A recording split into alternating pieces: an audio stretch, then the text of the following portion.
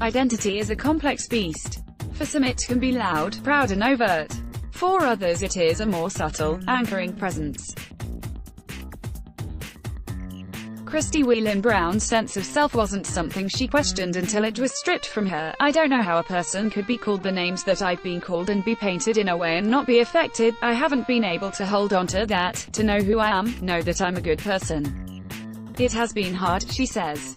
I've got some great friends who remind me every day that, you've done nothing wrong.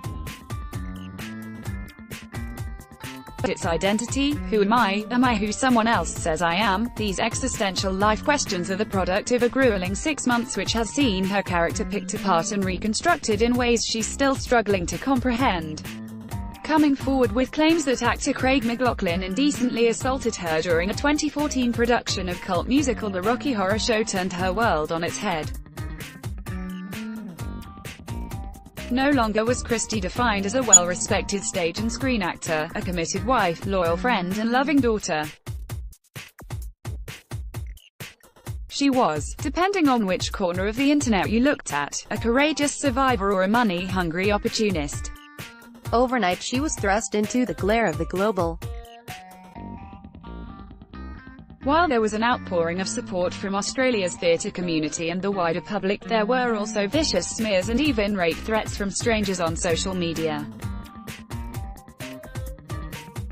Then came news that McLachlan, who has denied all allegations, was suing her, Fairfax Media, publisher of Sunday Life, and the ABC for defamation, asserting that Christie couldn't have been offended by McLachlan's conduct because she is a foul-mouthed person.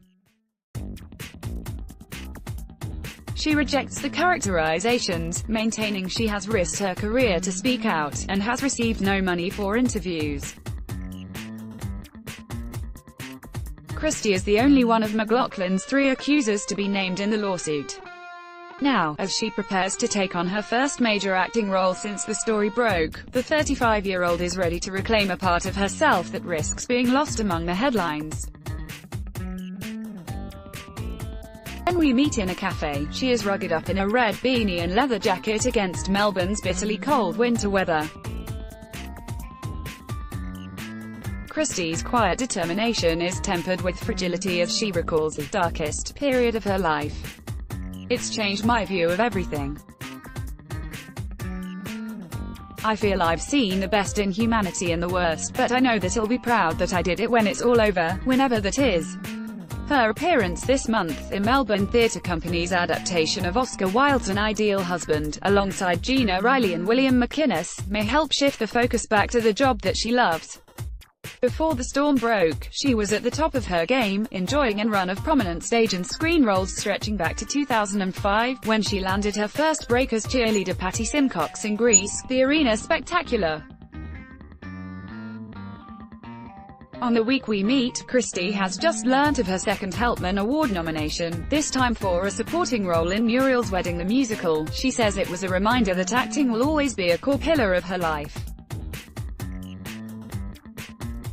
But if she is hoping for a distraction with Wilde's play, the parallels to real life seem awkwardly hard to escape. An Ideal Husband's plot centers around a high-flying politician with a dark secret in his past. She plays the woman who threatens to expose him. While admitting to some trepidation about the themes, she says she was drawn to the character, who is much tougher, ballsier and stronger than she is. Maybe I can hide behind her for the next 3 months, and yet, it is Christie's visibility that has prompted women she's never met to applaud her courage and contact her with their own stories of sexual harassment and indecent assault, many of which have prompted reflection on her privilege as a woman with a supportive family whose claims were corroborated by others who made similar allegations. I think about those people who are alone, all the time, because that feels impossible and that's horrible, Christie says, adding, that's why we need HR departments and people being aware of how to deal with these things so that women don't think, well, who's going to believe me? She maintains that until the events of the past 6 months threw her into the center of a national conversation about sexual harassment, she had lived with blinkers on, about gender inequity.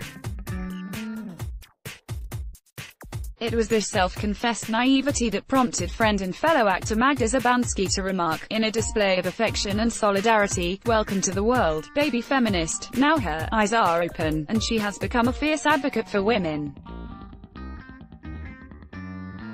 "I didn't understand that we matter," she says, her voice breaking. "That if something has happened that shouldn't have, that someone will listen and that we matter. It's that simple." On the day we meet, the Australian Human Rights Commission announces that it will launch a world-first national inquiry into sexual harassment in the workplace. Christie finds herself emotionally enmeshed with the move in a way she could not previously have imagined. She was similarly affected when Melbourne Theatre Company staff made a point of telling the cast on their first day that they would have a safe working environment, not just for her benefit but as part of a worldwide cultural shift. "Change is something that takes a long time," she says. "It doesn't happen overnight, but in America the change was quite fast and fierce, and I just hope that a change is made here."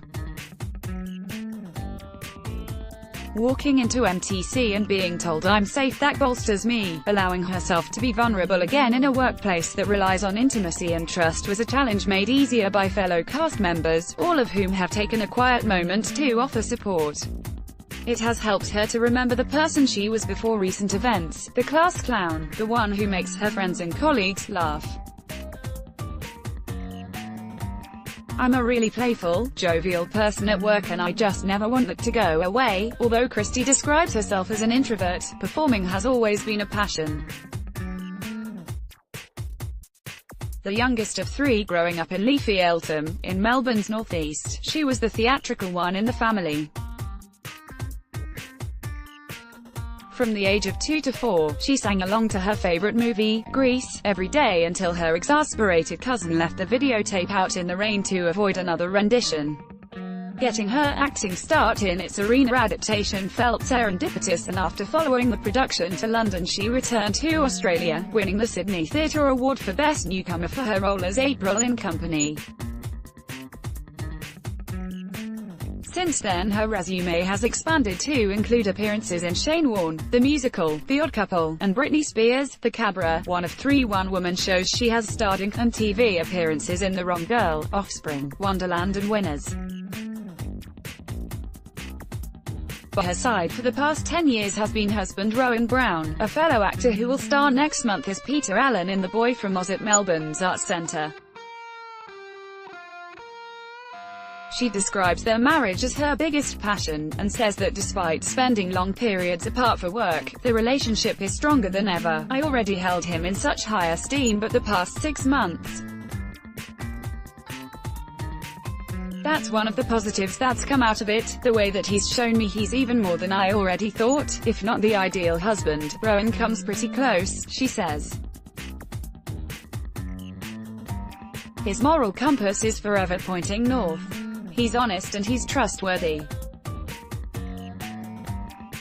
He's a good friend. He's a good brother. He's a good son. He's a good son-in-law.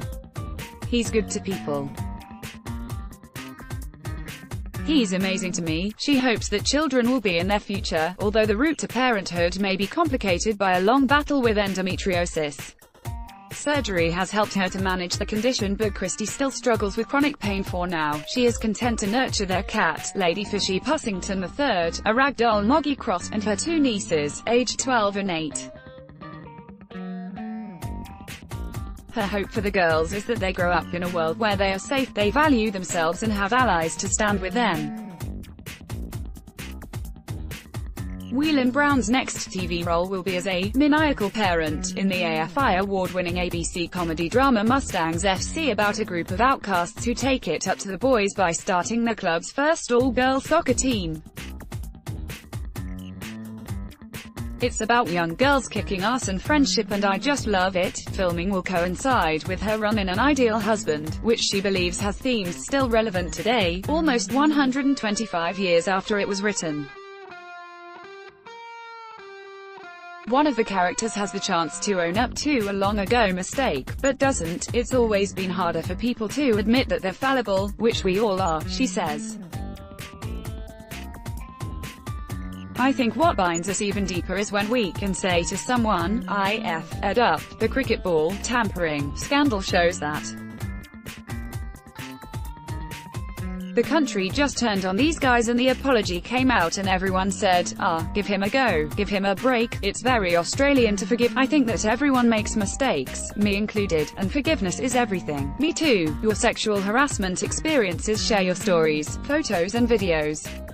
smh.com.au promoted stories recommended by